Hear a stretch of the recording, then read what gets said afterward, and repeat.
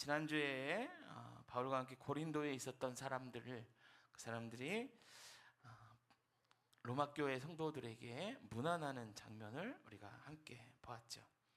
그 이름들 하나하나 살펴봤는데요. 디모데는 너무 어렸기 때문에 업신여금을 당했던 청년이었죠. 더데오는 바울의 연약함을 대신 지고 로마서를 대필했던 대필자였습니다. 가이오는 자신의 재정으로 교회와 그리고 바울이 사역하는 데 있어서 빈곤함으로 어려움 당하지 않도록 도와주었습니다. 구아도는 고린도시의 재무관이라는 높은 자리에 있었음에도 불구하고 노예들과 함께 자기의 이름이 적히는 것을 마다하지 않았고 사람들의 약점을 돌봐주고 또 그 사람들을 세워주는 역할을 했었던 사람이었습니다. 우리가 그 이름들을 보면서 하나님이 약점을 가진 사람들, 너는 약점이 있으니까 나의 일을 할 수 없어, 그렇게 이야기하는 게 아니라 그 약점을 통해서 더 큰 일을 하시고, 할렐루야, 그 일들을 통하여 당신의 일을 이루시는 하나님이라는 것을 함께 보았습니다. 할렐루야. 그래서 우리도 이 하나님 붙잡고 우리의 상처, 우리의 연약함, 그것을 놀라운 영광으로 바꾸실 하나님 앞에 쓰임받는 저와 여러분이 되자는 말씀을 지난주에 드렸습니다. 오늘은 그 다음 말씀 우리가 함께 보도록 하겠습니다. 오늘 이 마지막 단락의 말씀을 이제부터 같이 보는데요. 오늘 마지막 그 단락의 첫 번째 시간이고 한 한 번이나 두 번 정도 더 설교를 하면 로마서도 이제 맞춰질 것 같습니다. 그래서 여러분들 이렇게 사도행전 준비하고 있는데 설교 준비하는 거 위해서도 기도해 주시기를 부탁을 드리겠습니다. 제가 이렇게 세계 여행하는 그런 유튜버들 되게 좋아하고 그런 유튜버의 영상을 보면서 대리만족을 제가 많이 느낍니다.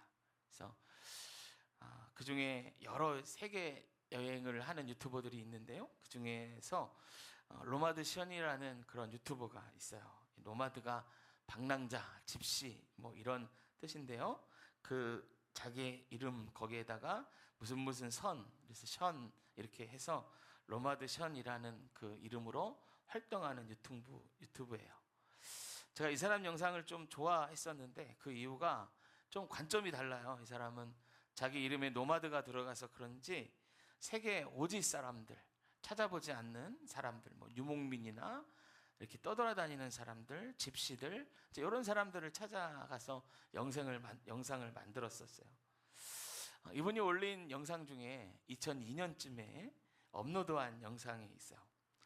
이 사람이 어느 날 이제 TV를 보는데 TV에서 스리랑카의 어떤 다큐멘터리가 나오는 거예요.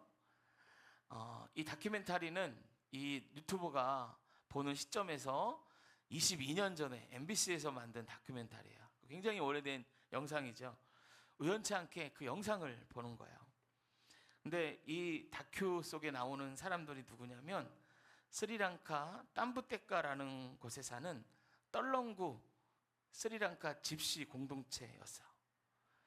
25년 전에 만들어진 영상인데도 불구하고 그 영상을 보면서 이 유튜버가 내가 찾아가야겠다 이런 생각을 합니다.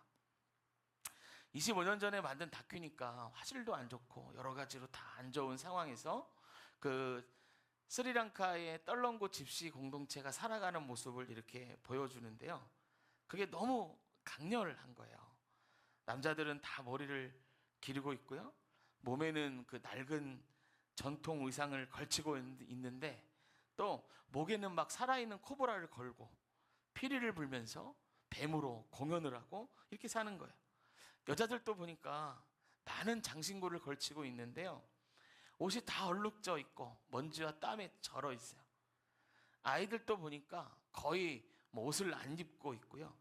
맨발로 먼지구덩이를 뛰어다니는데 그 아이들도 원숭이를 데리고 공연하면서 구걸하는 거예요. 그렇게 막 뛰어놀다가 밤이 되면 모여가지고 모닥불을 피워놓고 큰 소리로 노래 부르고 춤추다가 술을 진탕 마시고는 졸리면 아무 데서나 그냥 천막 하나 쳐놓고 잠을 자는 거예요. 떠돌이 생활하는 집시 공동체죠. 우리로 치면 집시는 거지, 노숙자 이런 사람들이에요. 자유로워 보이지만 극심하게 가난을 겪은 사람들. 또 이 사람들이 이렇게 살아가는 이유가 사회로부터 철저히 소외됐기 때문에 그런 거예요. 이 유튜버가 그 영상을 보면 생각합니다. 지금 25년이나 지났는데 과연 이 사람들 어떻게 살고 있을까? 너무 궁금한 거예요. 그래서 이 영상 파일을 들고 스리랑카 오지로 직접 찾아가 봅니다. 그 여정을 시작하는 거예요. 그 여정을 시작하는데 쉽지 않아요. 현지인들에게 물어봐요. 이러이러한 사람들 있냐? 없대요. 비슷한 사람이 있다고 해서 찾아갔는데 아니에요. 오토바이를 타고 버스를 갈아타고 계속해서 정글을 뒤지면서 그 사람들을 찾아요. 쉽게 찾아지지 않습니다. 스리랑카가 덥고 습한 지역이라 그래요. 그래서 이런 곳을 하루 종일 막 몇 주 동안을 이동하니까 너무 힘든 거예요. 그럴 때마다 포기하려고 이제 못 찾나 보다 그런 생각을 여러 번 하는데요. 신기하게도 그럴 때마다 누군가가 제보를 해주는 거야. 나 저기서 그런 사람 봤는데 저쪽 가면 그런 사람이 있을 거야. 그러다가 점점 가까이 가고 마침내 25년 전 다큐멘터리에서 보았던 그 집시 공동체를 찾아냅니다. 그런데요, 그 모습을 보고 충격을 받아요. 왜냐하면 25년 전의 모습과 너무 달라져 있어요. 25년 전에 보았던 그 불안정하고 떠돌이며 거지, 노숙자였던 모습이 다 사라진 거예요. 천막촌이 없어졌어요. 깨끗한 벽돌집을 짓고 살아요. 애들은요, 교복을 입고 학교를 다니고 있어요. 어른들도 이제 단정한 옷을 입고요, 규칙적인 생활을 하며 살아갑니다. 너무 이상하잖아요. 그러니까 영상을 보여주면서 이 사람들 맞냐고 계속 물어봐요. 그러니까 그 연장자 그리고 또 그 밑에 세대되는 사람들이 와가지고 이 사람이 내 고모고 이 사람은 누구고 우리 아버지고 작은 아버지고 이런 걸 다 알려주는 거예요. 그러니까 25년 전 그 집시 공동체가 맞는 거예요. 그렇게 변화된 모습이 너무 놀라운 거예요. 근데 놀라고 있는 그 노마드션에게 그 떨렁구 공동체에 있던 리더, 젊은 리더 한 명이 와서 이렇게 얘기합니다. 전에 우리는 꿈도 없었고 희망도 없었습니다. 불안한 삶을 살았죠. 할아버지, 할머니, 우리 아버지, 어머니 세대가 그렇게 살았고 우리는 꿈도 없고 희망도 없이 그렇게 살아가는 게 당연하다고 생각했습니다. 그런데 우리가 복음을 듣게 됐습니다. 이렇게 얘기하는 거예요. 복음을 듣게 됐대요. 예수님께서 모든 것을 바꾸셨습니다. 이렇게 얘기하는 거야. 우리가 복음을 받아들였을 때 예수님께서 우리를 바꾸셨습니다. 이렇게 말하는. 그래서 집시 생활을 버렸대요. 정착하기 시작했고 꿈이 생겼어요. 우리 아이들은 나보다 더 좋은 삶을 살게 해야지. 그래서 그런 바람으로 학교를 다니게 하기 시작했어요. 마침 그때에 한국에서 자원봉사자들이 와서 거기다가 학교를 지어준 거예요. 그래서 학교를 다니기 시작해요. 마을 정중앙에는 교회가 있습니다. 로마드션이 간 그날도 마을 사람들이 다 모여서 하나님께 예배하고 있었어요. 예배하고 찬양하면서 기쁨으로 다 집으로 돌아가는 거예요. 유튜버가 감격하는 모습으로 거기 서 있으니까 리더가 그렇게 얘기합니다. 이건 우연한 만남이 아닌 것 같습니다. 예수님이 당신을 우리에게 보내준 것 같아요. 이렇게 얘기하는 겁니다. 제가 그 영상을 보는데요, 전율이 일더라고요. 왜냐하면 복음이 한 사람의 인생뿐만이 아니라 한 공동체를 어떻게 뒤바꾸는지 너무 잘 알게 해주는, 분명하게 보여주는 그 영상을 봤기 때문이에요. 여러분, 이런 이야기는 사실 오래전에 제가 읽은 책이나 어떤 선교사님들의 글에도 쉽게 나오는 이야기예요. 그런데 현대에, 그것도 기독교와 별 상관없는 어떤 유튜브의 노력으로 똑똑히 글이 아닌 영상으로 제가 이걸 보게 되니까 전율한 거예요. 저는 이 공동체의 리더가 그 유튜브에게 했던 말, 이 만남이 우연이 아닌 것 같습니다. 예수님께서 당신을 보내주신 것 같습니다. 이 이야기에 100% 동감합니다. 하나님께서 복음의 능력이 현재에도 강하게 역사하고 있다는 것을 모든 사람들에게 보여주시기 원하셨던 것 같아요. 그래서 유튜브를 보내셔서 그 놀라운 역사의 증인이 되게 하신 거예요. 할렐루야. 여러분, 복음은요, 이렇게 사람을 변화시킵니다. 한 사람을 바꾸고 공동체를 바꾸고 사회를 변화시킵니다. 할렐루야. 여러분 믿으시면 한번 크게 아멘 해봅시다. 할렐루야. 네. 여러분 복음이 사회를 바꾼다, 공동체를 바꾼다, 이것은요 복음의 보편성이라고 해요. 우리는 이 복음의 보편성을 다 믿습니다. 그러나 우리는 이 복음의 보편성을 믿기 때문에 자연스럽게, 아니면 우리가 오랜 신앙생활을 하면서 당연해져서 등한시하는 것 중에 하나가 뭐냐?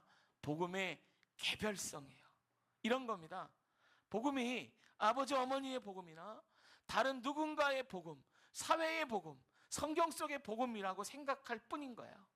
그래서 이게 나의 복음, 내 삶의 복음이라고까지는 생각을 못하는 겁니다.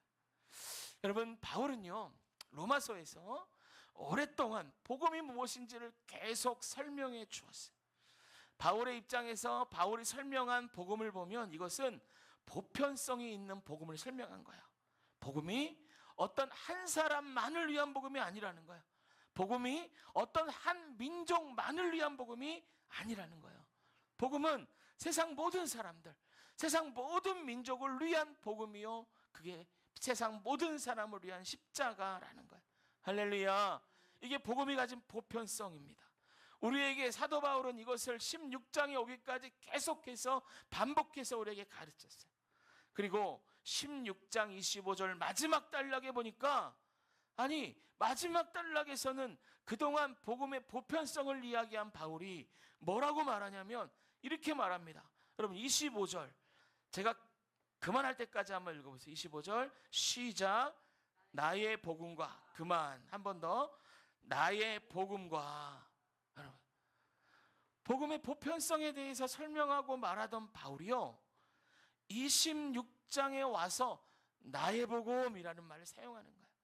물론 이 말은 그 앞장 속에서 또 나오는 말이긴 해요. 그런데 모든 말을 마무리하는 이 마지막 단락에서 또 한 번 뭐라 그러나 나의 복음이라는 말을 하는 거예요. 복음의 개별성에 대해서 말하는 거예요. 복음은 개인적이다라고 말하는 거예요. 이런 것이에요. 복음은 여러분 처음에는 보편적인 믿음으로 전해져요. 그러나 복음에 반응하는 것은 나라고 하는 개인입니다.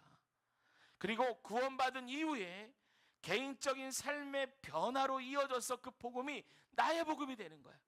복음이 내 삶 속에 개인적인 경험과 나의 변화된 삶을 통하여 이해되기 시작하는 거예요. 여기 PPT를 보시면 복음이요 아주 긴 빛처럼, 아주 넓은 빛처럼 들어와요. 그러면서 이 가운데 있는 게 프리즘입니다. 돋보기 같은 거죠. 빛을 모아주는 거예요. 빛을 응축시키는 거예요. 이것처럼 한 사람에게 복음이 쏘아지는 거예요. 그러면 이 복음을 만나게 되는 거예요. 모든 사람을 위하여 죽으신 예수님의 십자가가 비로소 나를 위해 죽으신 십자가가 되는 거예요. 이런 복음을 만나면 내 삶이 바뀝니다. 전에는 화를 잘 냈는데 마음이 차분해지기 시작해요. 두려움과 걱정이 많았는데 평안해지기 시작합니다. 다른 사람을 미워하고 용서하지 못했는데 용서하고 싶은 마음이 내 안에 생기기 시작해요. 이렇게 삶이 바뀌면서 아, 복음이 이런 거구나, 예수님의 십자가가 이런 거구나 가슴으로 알게 되는 거예요. 여러분 이게 그 과정을 정리해 놓은 그 PPT입니다. 복음의 진리가 폭발적인 에너지가 돼서 나에게 다가오는 거예요. 이렇게 돼서 내 삶에 이해된 복음을 뭐라고 하나? 같이 한번 읽어봅시다. 시작. 나의 복음. 다시 한번 나의 복음. 할렐루야. 나의 복음이라고 하는 거예요. 바울이요 이거를 나의 복음이라고 표현한 거예요. 여러분 이 보편적인 복음이 자기의 개인의 복음이 된 그 순간 중에 가장 널리 많이 알려진 게 뭐냐면 우리 감리교회 창시자라고 얘기하는 존 웨슬리의 그 올더 스케이트 거리에서 있었던 성령 체험입니다. 존 웨슬리는 영국 국교회의 목사였어요. 열심히 예수님을 믿었고 선교도 했지만 내면적으로 하나님을 제대로 알지 못했고요, 형식적인 신앙생활을 하고 있었어요. 그는 하나님의 은혜나 믿음으로 의롭다 하시는 것들을 이론적으로만 알았지만 그 말이 자기에게 해당된다는 말을 전혀 믿을 수가 없었고 믿어지지도 않았어요. 선교사로 나갔지만 실패하고 돌아옵니다. 그러던 1738년의 어느 날 어떤 사람이 그러는 거예요. 저기 올더스케이트라는 거리, 이 거리 이름이에요. 은진면 탑정로가 거리 이름이잖아요. 그것처럼 거리 이름이에요. 이 올더스케이트 거리에 가면 어떤 사람들이 신앙 모임을 하고 있는데 우리 거기 한번 가보자. 그런데 웨슬리가 가기 싫었대요. 여러분 이거 다 이 웨슬리 일기에 있는 얘기예요. 자기가 일기를 다 써놨거든요. 근데 자기 마음이 가기가 싫었대. 근데 권유한 사람 때문에 마지못해 거기에 참석했다는 거예요. 그래서 그 모임에 참석했는데 마침 어떤 사람이 마틴 루터가 쓴 로마서 주석의 서문을 읽고 있는 거예요. 그러면서 그 사람이 그걸 읽고 있는데요. 그 어떤 부분이냐면 사람의 마음에 하나님이 어떻게 역사하시는지 마틴 루터가 써놓은 걸 읽고 있는 거예요. 그 사람의 마음의 변화에 대해서. 그러니까 이렇게 이제 읽는 거예요. 구원은 오직 믿음으로 말미암아 이루어지는데 이것은 우리의 노력이 아니라 하나님이 그리스도를 통하여 주는 은혜를 통해서만 가능합니다. 이 글을 읽고 있는 거예요. 근데요, 웨슬리가 그 이야기가 들려지기 시작해요. 그런데 이상하게 마음이 뜨거워집니다. 그리고 예수님이 나의 죄를 사했구나. 나를 죄와 사망의 법에서 건지셨구나. 그 확신이 들기 시작해. 그 마음속에 들어왔어요. 이때가 정확하게 1938년 5월 25일 9시 15분이에요. 일기에 써놔서 우리가 알 수 있어요. 이걸 듣고요, 웨슬리에게 변화가 생깁니다. 그동안 이론을 통하여만 알고 있었던 보편적인 복음이 자기 안에 개별적인 복음으로 들어오고 들려진 거예요. 그 후에 웨슬리는 완전히 변화되죠.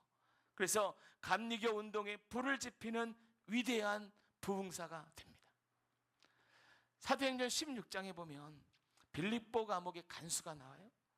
바울과 실라가 복음을 전하다가 빌립보에서 사람들에게 모함을 받고 이제 그 귀신 들린 여종을 고쳐줬다가 모함을 받고 갇히게 됩니다. 감옥에 매를 맞고 채찍을 맞은 다음에 갇혔는데 이 사람들이 큰 소리로 주님을 찬양하는 거예요. 그리고 지진이 일어났고 감옥문이 활짝 열렸습니다. 그리고 팔과 다리에 착고를 채웠는데 그것도 다 풀어졌습니다. 뒤늦게 이 간수가 감옥문이 열린 걸 알았어요. 그리고 죄수들이 다 도망가겠구나라고 생각하고 칼을 빼어 자결하려고 합니다. 왜냐하면 간수가 도망가면, 그 죄인이 도망가면 그 당시에 로마법에는 지키던 간수가 사형당하게 되어 있어요. 어차피 죽을 거 내가 죽자 그러고 자기 스스로 목숨을 끊으려고 하는 거예요. 그런데 바울과 실라가 도망치지 않은 거예요. 간수가 그렇게 하는 걸 보고 다급하게 소리칩니다. 우리가 여기 있다. 칼을 내려놔라. 다급하게 소리칩니다. 그걸 보고요, 간수가 바울과 실라 앞에 완전히 꿇어 엎드립니다. 그리고 얘기해요. 선생들아, 내가 어떻게 해야 구원을 받으리까? 내가 어떻게 해야 구원을 받으리까? 아마 울면서 얘기했을 것 같아. 바짝 엎드려서 내가 어떻게 해야 구원을 받으리까? 그렇게 물어봐요. 여러분, 이 간수는요, 바울과 실라가 감옥에 잡혀올 그때부터 바울과 실라를 눈여겨본 거예요. 일반 죄수들과 달랐어요. 그들의 모습이 고문당하고 갇혔지만 하나님을 찬양하고 있었어요. 그런 모습은 자기와는 너무 달랐고 감옥에 있는 죄수들과도 너무 달랐어요. 그런데 감옥문이 열렸음에도 불구하고 도망치지 않았어요. 왜 도망치지 않았을까요? 자기들 도망가면 간수가 당할 일을 바울과 실라는 알았기 때문이에요. 그래서 도망치지 않았어요. 생명부지의 자기 때문에 감옥이 열려있는, 문이 열려있는 그 순간에도 도망치지 않는 이슬을 보자 간수는요, 그들 앞에 바짝 엎드릴 수밖에 없었어요. 그래서 물어보는 거예요. 이게 이 간수가 갖고 있던 평생의 질문이었죠. 선생들아, 내가 어떻게 해야 구원을 받으리까? 어떻게 해야 구원을 받으리까?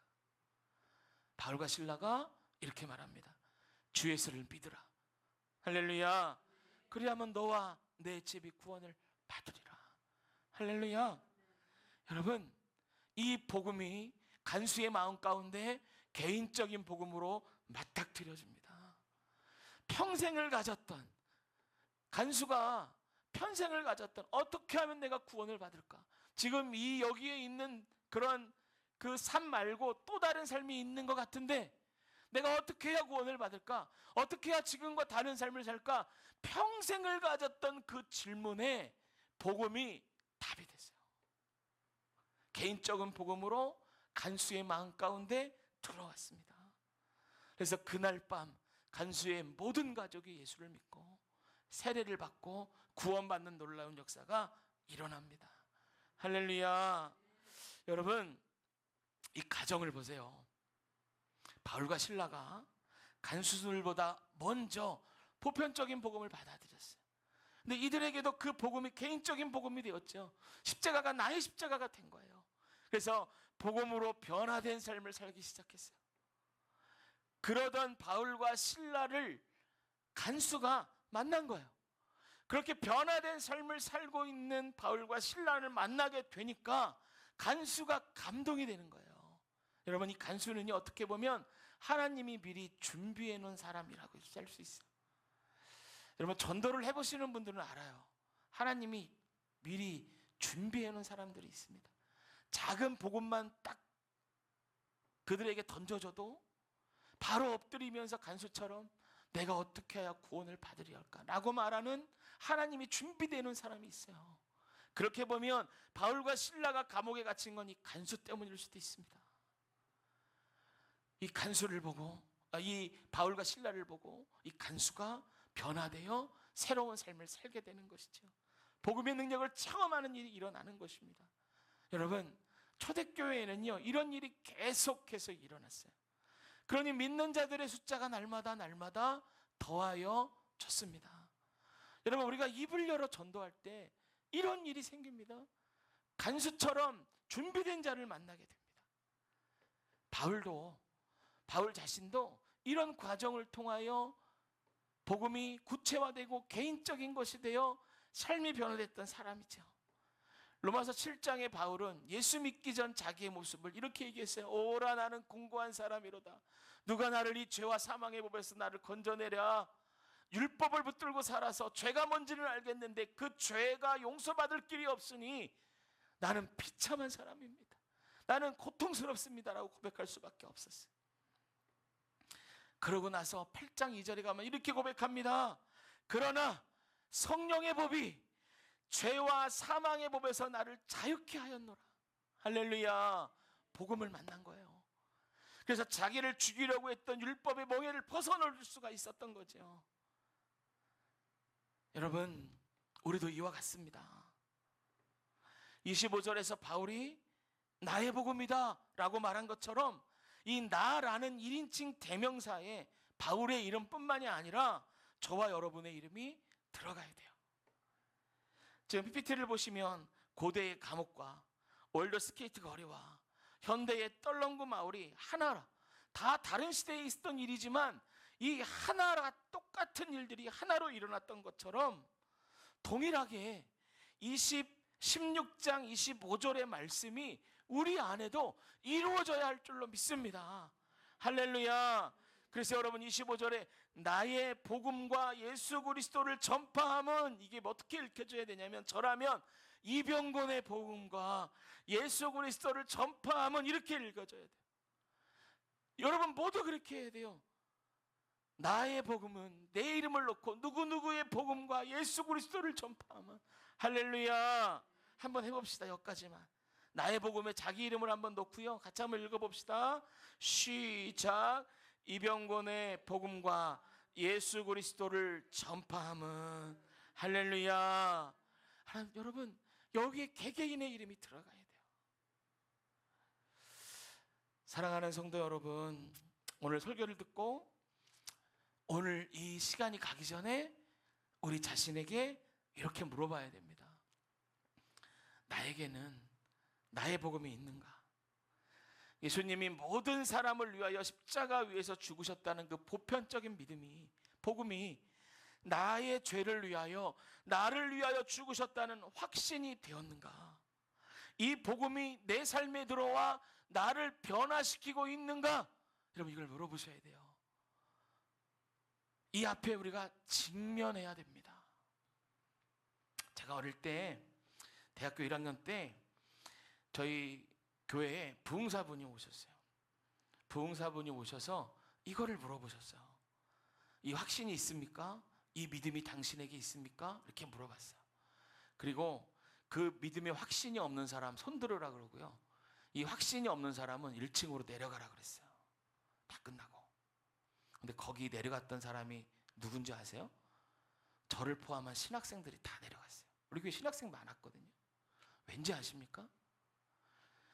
신학교 제가 한 학기 정도 공부했을 때인데요. 신학교에서 공부하면서 이 무릎 앞에 계속 부딪히는 거예요. 구원 받았습니까? 예수님이 구주가 되셨습니까?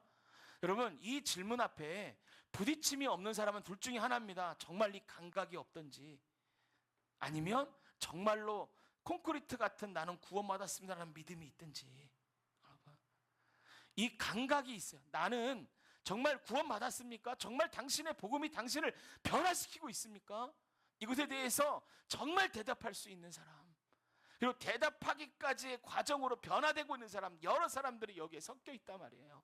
그러나 이 모든 사람들이 한 번쯤은 이 질문 앞에 진지해지셔야 돼요. 진지해지셔야 돼요. 내가 다 알고 있다 그러고 건성으로 끝나는 게 아니에요. 정말로 나를 그 앞에 갖다 놓고 질문해보고 내 삶을 돌아보면서 내가 복음으로 변화됐는가, 복음으로 변화된 내 삶을 보고 다른 사람들이 예수님께 나오고 있는가, 이거를 보셔야 돼요. 그러면 그때 우리 신학생들이 구원받은 믿음이 없어서 거기 내려간 게 아니에요. 1년 동안 신학 공부를 하면서 이 질문 앞에 맨날 부딪히니까 진지하게 자기 앞에 있었던 거예요. 여러분 웨슬리가 영국 국교의 그 목사라고 했잖아요. 근데 이분이 믿음이 없어서 그걸 못 믿은 게 아니고 그분의 일기를 보면은 정말 복음 앞에 맨날 매일 쓰고요, 매일 예배하고요, 몇 시간씩 기도, 그런 사람이었어요. 그런데도 이 죄가 해결되지 않는 이 짓누르는 것 때문에 고통스럽게 살았고 선교지에 나가서도 자유로울 수 없었어요. 여러분 오늘 이 질문을 저 여러분들은 하셔야 돼요. 나의 복음이 있는가? 내 안에 나는 이 복음 앞에 제대로 서고 있는가? 이 질문을 하셔야 돼요. 여러분 이런 대답, 이 질문을 하고 나의 복음이 있습니다라는 대답이 명확하지 않으면 여러분 이 시간에 하나님 앞에 솔직하게 기도하시기를 바랍니다. 주님, 저도 바울처럼 웨슬리처럼 빌립보 감옥의 간수처럼 진짜로 변화된 삶을 살고 싶습니다. 정말 나의 복음이 흔들리지 않는 콘크리트처럼 나의 복음이 내게 있기를 원합니다. 변화된 삶을 살게 해주십시오. 고백하고 기도할 수 있는 저 여러분 되시기를 축복합니다. 할렐루야. 그렇게 고백하잖아요. 27절 보세요. 우리 하나님이 어떤 하나님이라고 말합니까? 27절 대답해 보세요. 시작. 예, 우리 하나님 지혜로우신 하나님이에요. 지난 수요 예배 때 제가 말씀드렸죠. 하나님은 우리 삶에 개입하기 원하신다.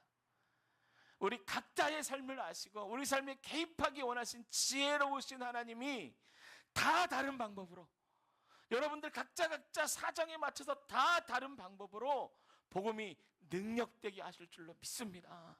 할렐루야. 여러분이 로마서를 들으시면서 복음이 무엇인지 이제 깨달았다면 이 복음이 개인적인 복음이 되시기를 주님의 이름으로 축복합니다. 이 복음이 능력 되시기를 주님의 이름으로 축원합니다. 할렐루야. 그렇게 복음 앞에 서서 기도하며 나갈 때 지혜로우신 하나님이 우리 안에 역사하셔서 깨닫게 하시고 복음을 분명하게 알게 하시고 나의 복음을 갖게 해주시고 할렐루야, 복음을 붙들고 살아갈 수 있게 해주실 줄로 믿습니다. 할렐루야.